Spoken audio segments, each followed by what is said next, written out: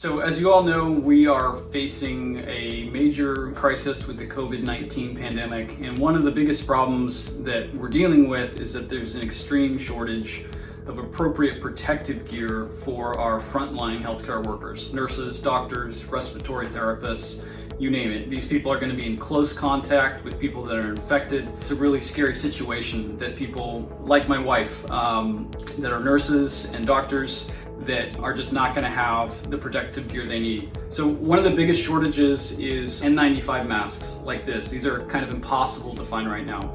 So what we're going to show you today is how to make a fully reusable and sterilizable fabric mask that healthcare workers can take with them to work, to use to protect them while we're there, bring them home, completely sterilize them, and use it over and over and over again despite the shortage of the normal N95 masks. This is designed to be easily produced really by anyone that knows how to use a sewing machine and has access to a few key materials at home.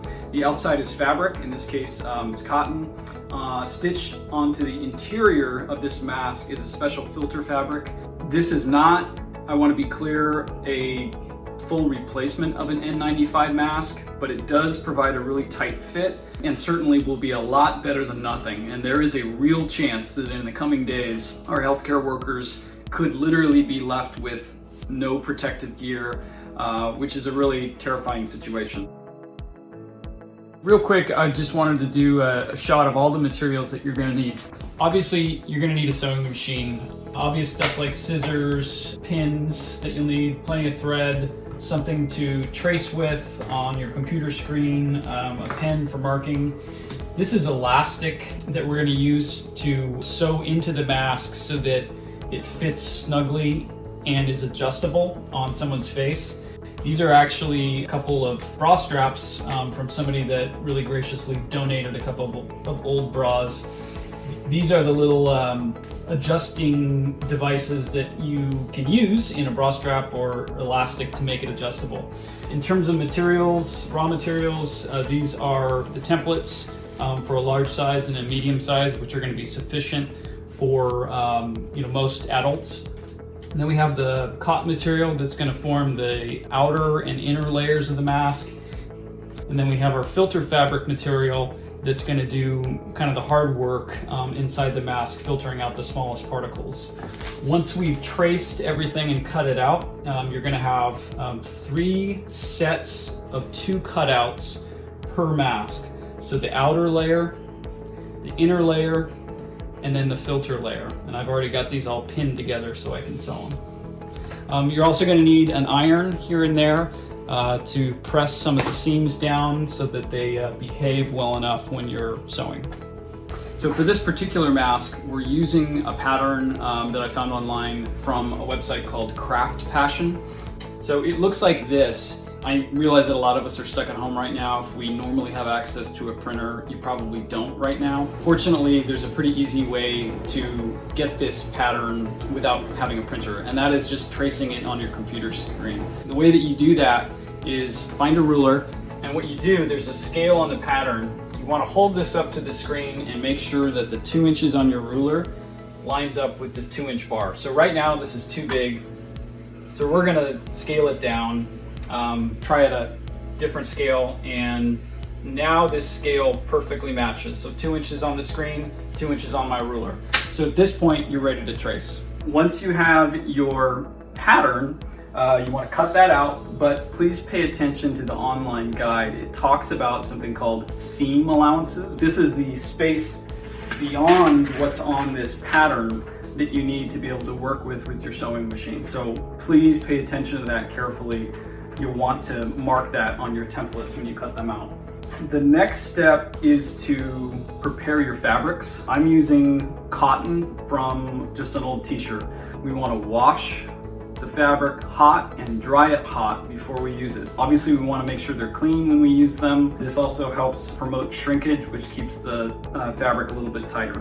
The other fabric I'm using that I mentioned earlier is filter fabric from, actually in this case, an air filter that you would use for a central heating and air system. Just a couple things to keep in mind. These are fabricated with a layer of glue between this cardboard part and the fabric itself. So as you work your way around separating this cardboard from the fabric, just kind of go slow, try not to rip it. You may have to kind of use your fingers to hold the filter fabric itself in place while you gently pull away the cardboard. On the other side, once you get rid of the fabric, you have this kind of chicken wire backing on the fabric. That's actually a little easier to remove depending on the filter. Basically, the name of the game is just take your time, don't get frustrated, go slow, try not to rip it. Air filters come in different ratings. This is MERV 13. That number signifies how tight the spacing is in this material. This particular fabric should trap particles as small as 1 micron 90% of the time. So if you have any of these at home, use the best thing you've got. If you can order them online, order the best one that you can. Each of these, when they're removed from an air filter, should give you, depending on the size, something like 10 or 12 masks that you can get out of it. Once we've got the fabric handy, we need to use our template and trace it over your fabric. You'll notice that I put some dashed lines on the inside. If you follow the online guide, the author talks about leaving room as a seam allowance. So the dashed line is actually where you would sew. But the key thing is you want to provide that seam allowance around what you traced so that your thing is big enough to actually work with. So we're going to set this down and we're just going to kind of roughly trace it with the Sharpie on the fabric. Bear in mind that for each mask, you're going to need a total of 4 of these on the regular fabric. Okay, now we've got all 4 pieces cut out, 2 each for the outer and inner layers of the mask. One thing I want to point out is that for 2 of these pieces, you actually need them a little bit shorter on this side, which is kind of the part that wraps around towards your ears. So what we're going to do, we're going to fold the template kind of along that sew line, fold it like that, hold it up to one of the cutouts, and then about 1/4 of an inch away from that line, you're just going to make a kind of quick and dirty dash line, and we're going to go ahead and cut that part off. The reason for that will become a little bit more clear once we get to sewing. We basically need to go through the same process with our special filter material. So again, in this case, you need 2 pieces for each mask. So we're going to use the same template. We're just going to trace around the outside of it. In this case, we're going to match kind of that slightly smaller inner layer. So I've folded my template back so it's about 1/4 of an inch off that sew line. So I just took a Sharpie, traced around these, and we're going to cut. One thing I want to point out is that because this filter material is likely going to be hard to find for a lot of people, this is kind of precious. So we really want to make sure that we're being as efficient as we possibly can with how we space these things out so we're not wasting very much material. The next step, you want to start sewing. Each of those pairs of cutouts will need to be joined in the middle, in the curved part. First start by joining the outer layer together, then do the same for the inner layer, and then finally the filter layer. Once each of these is completed, then you can sew the filter layer to the outer layer.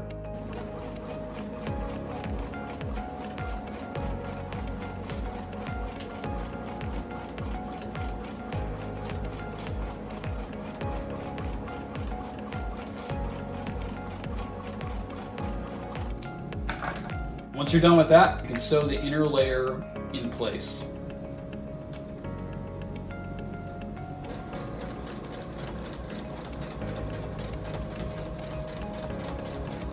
Bear in mind that when we're sewing the outer layer that includes the fabric to the inner layer, we're doing it face to face so that when we're done, we can invert the entire thing and have all of the seams and thread and so on hidden from view.